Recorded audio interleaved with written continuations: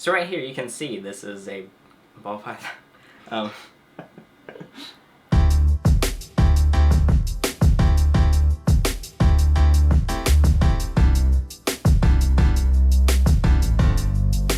We recently did a ball python update with a couple of our animals, and a lot of you requested that we do a video on how to tell whether your snake is the right weight or a little bit on the thin side, because sometimes it can be hard to tell, especially if you have no other animals to compare it to.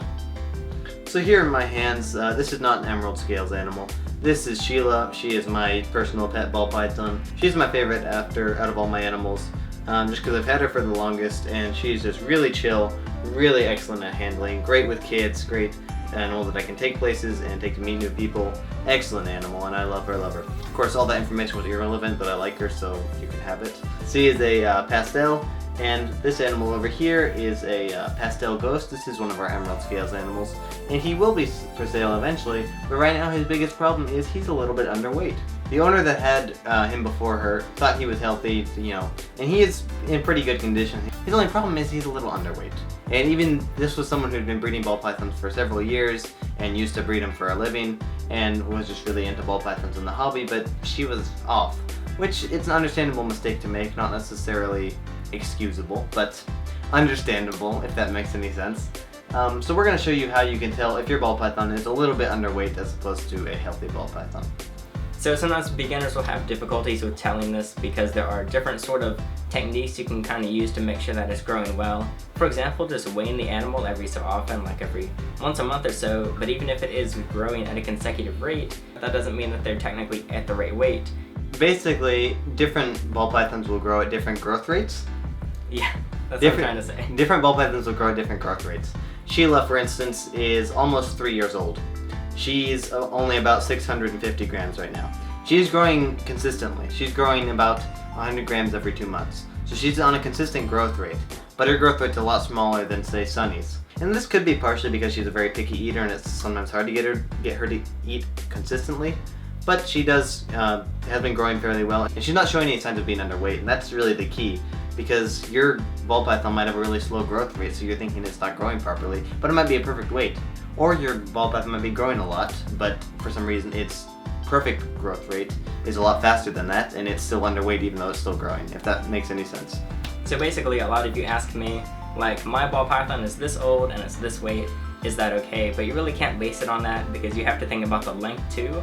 Sort of like a BMI in a person, you have to take into consideration how long the snake is, How it is. How fat it is, and not just basing it on age because they do grow at different rates. So now we can get into some of the different things that you can look at to actually try and identify whether your snake is on the thinner side or not. So right here you can see this is overall a pretty long snake, and it's still a lot chubbier than a lot of different other species like colubrids or even boas.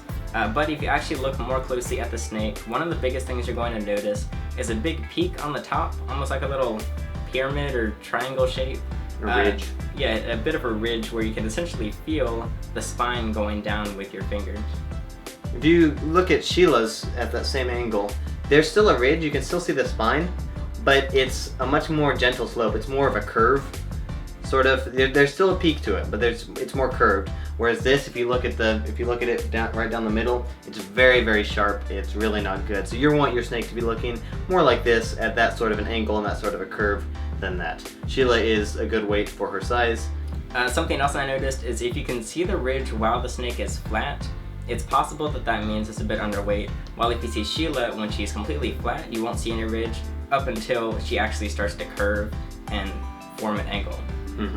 It's not very noticeable when she's just sitting relaxed. Whereas this guy, it's very noticeable even when he's just sitting relaxed. You can tell from a lot farther away. Where this guy, this girl, you need to get up close to actually see where the spine is. And you might be running your finger down saying, well, I feel my spine. Well, that's okay. The spine, you're still gonna be able to feel it. It's just a matter of, when you're looking at it, is it a good curve or is it really sharp and pointy and skinny all around? It's good to have a spine. On this particular animal, if you run your finger down its side laterally, you can actually feel the individual bumps that are its ribs. That is not a good sign. You should not be able to feel the ribs. Those should be covered with muscle and fat and just other layers of tissue. You should not be able to feel the ribs just through the skin. Meanwhile, Sheila here is just a squishy one. right on this side. Of course, if you squeeze super hard, I guess you'll feel something, which I don't suggest you do. But with a very light touch, you don't immediately feel anything. You've got a bit of movement there, a bit of squish. To give you an idea of what this guy should be, Sheila and this guy are pretty much the same thickness right now, but this guy's head is a good deal larger than Sheila's head, which means that he should be a good deal thicker than Sheila. Instead, he's about as thick as. In fact, he should be girthier than Sheila is, which he isn't right now.